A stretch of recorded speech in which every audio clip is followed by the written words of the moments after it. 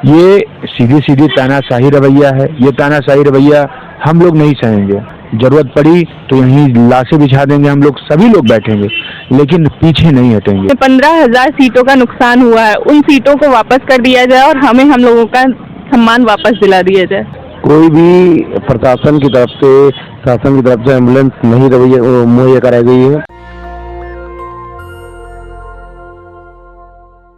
नमस्कार, स्वागत है आपका नेशनल दस्तक में। मैं हूं सबा खान।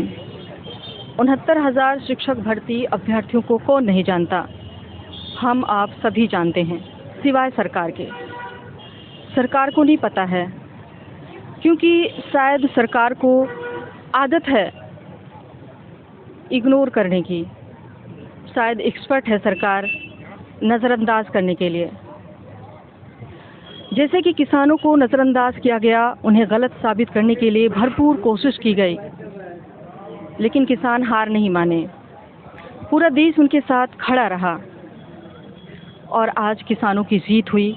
भले ही वो जीत चुनावी प्रोपगंडा बनकर आया, लेकिन क्या जो किसानों ने 700 अपने भाइयों को खो दिया, जो 700 किसान शहीद हो गए, वो सरकार उन्हें, उनके परिवारों को वापस कर सकती है? शायद कभी नहीं। इसी तरह 69,000 शिक्षक भर्ती के अभ्यर्थियों को भी मजबूर किया जा रहा है। उनकी आवाज़ सुनने के लिए कोई नहीं है। कोई सैटेलाइट चैनल यहाँ पर आकर इनकी कवरेज को नहीं दिखाता। छोटे छोटे चैनल आते हैं, कवरेज करते हैं और इनकी बात वहीं तक दब कर रह जाती है। लेकिन मैं आप सभी लोगों से पूछना चाहती हूँ कि आप सभी लोग किसान आंदोलन में किसानों के साथ खड़े रहे, लेकिन 69,000 शिक्षक भर्ती के अभ्यर्थियों को क्यों नज़रअंदाज कर रहे हैं? इन्हें सरकार तक पहुंचाने के लिए इनकी मदद आप लोग क्यों नहीं कर रहे हैं?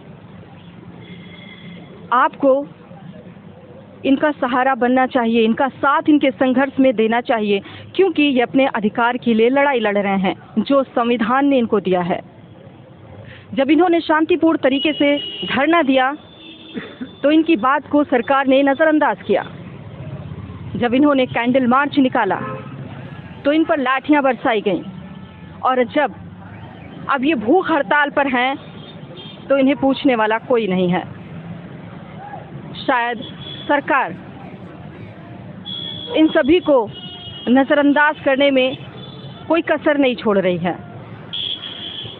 लेकिन इनकी आवाज़ को हमको और आपको मिलकर उठाना पड़ेगा। इनके आंदोलन में इनका साथ दीजिए। मैं एक पत्रकार के तौर पर नहीं, एक आम नागरिक के तौर पर मैं आप सभी लोगों से रिक्वेस्ट कर रही हूँ कि इस वीडियो को इतना शेयर कीजिए कि मजबूर हो जाए सरकार इन लोगों की बात को मानने के लिए।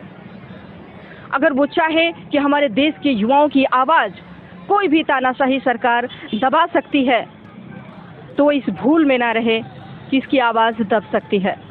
हम यहाँ पर फिर आए हैं इन लोगों से बात करने के लिए। हम आपको इन सभी की बात सुनवाएंगे, और जो लोग 5 लोग भूख हड़ताल पर बैठे हुए हैं, जिनमें से 3 पुरुष हैं और 2 महिलाएं हैं, आइए सुनवाते हैं इन्हीं की जुबानी इनका क्या कहना है। कितने दिनों से बैठे हैं सर? हमको 3 दिन हो गया। बड़ा दुर्भाग्य है कि उत्तर प्रदेश में लोग राम राज्य और तमाम बताते हैं कि पिछड़े दलितों के लिए, हक अधिकार के लिए तमाम आयोग बनाए गए। राज्य पिछड़ा आयोग, राष्ट्रीय पिछड़ा वर्ग आयोग। वही राष्ट्रीय पिछड़ा वर्ग आयोग हमको रिपोर्ट दी है।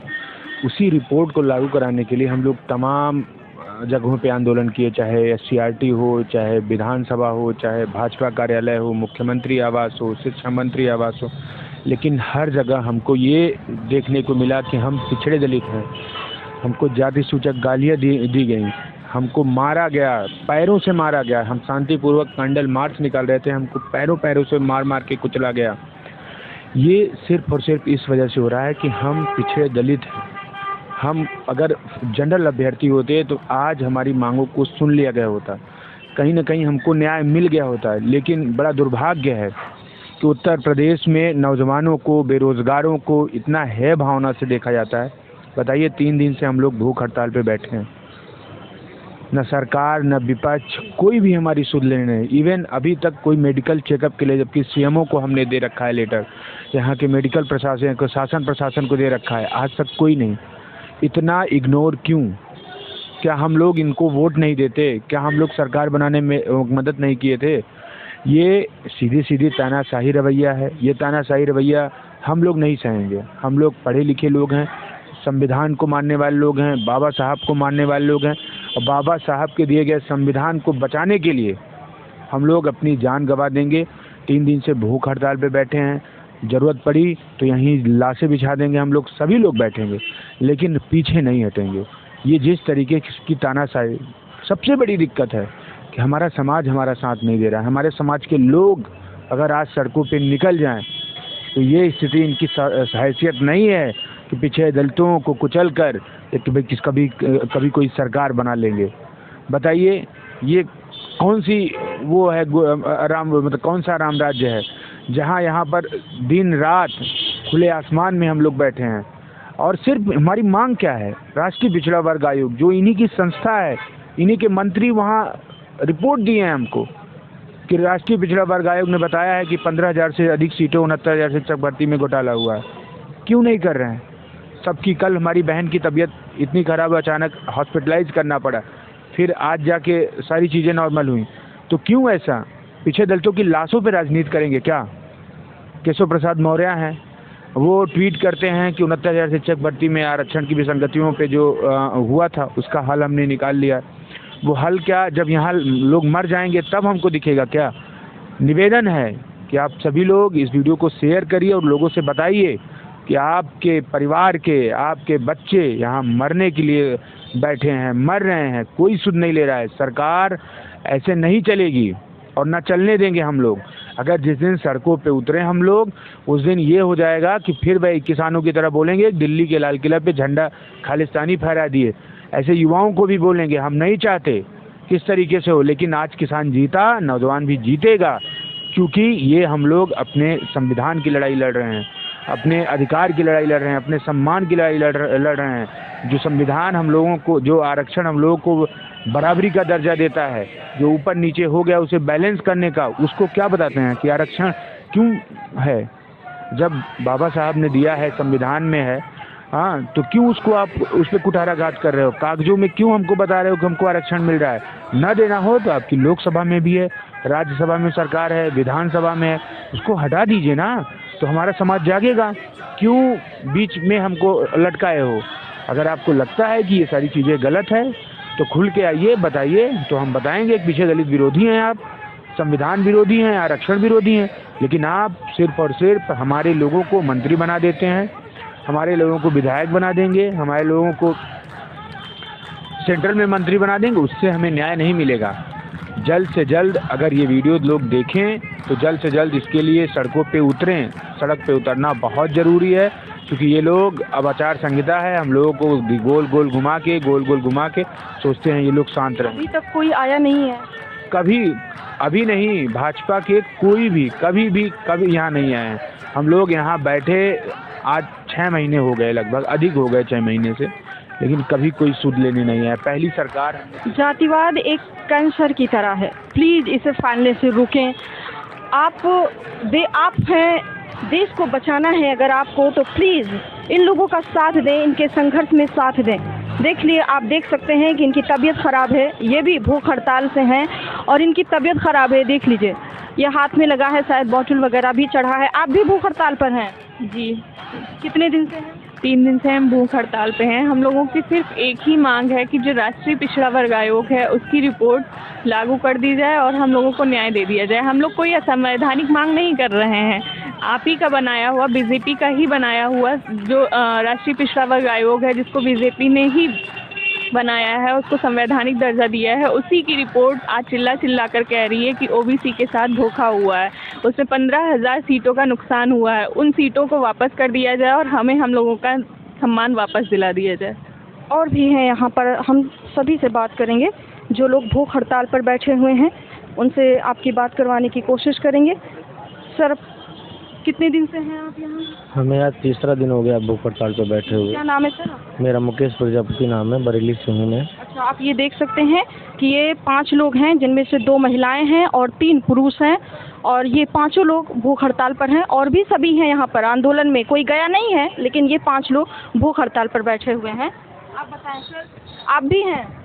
जी, तीसरा दिन है आज हम लोग का तीसरा दिन है और बड़े दुखद की बात है कि कोई भी प्रशासन की तरफ से, शासन की तरफ से एम्बुलेंस नहीं मुहैया कराई गई है। कल रात में हमारी बहन को क्या नाम है बीपी डाउन हो गया, सुबह हॉस्पिटलाइज होकर आई और यहाँ तक कि इनको ले जाने के लिए एम्बुलेंस तक नहीं थी, पुलिस की गाड़ी में गई थी।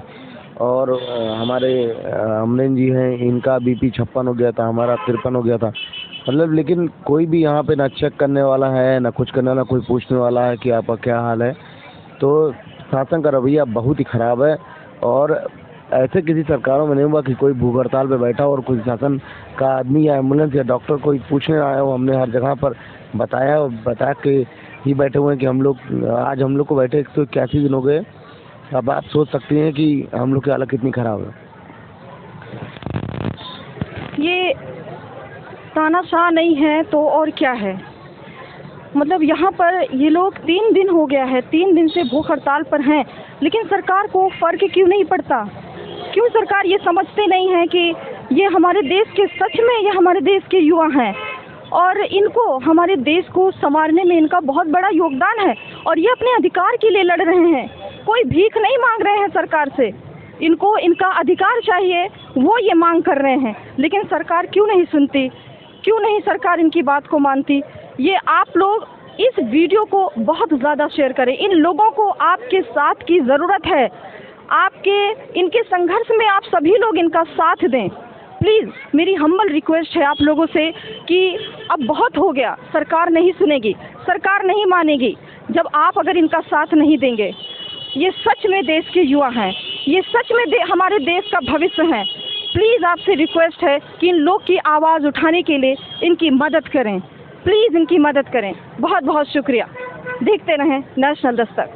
नेशनल दस्तक की आपसे गुजारिश है कि अगर इसको बचाना चाहते हैं तो नेशनल दस्तक को सब्सक्राइब करने के लिए रेड कलर के सब्सक्राइब बटन को दबाएं, फिर बेल आइकन की घंटी दबाएं।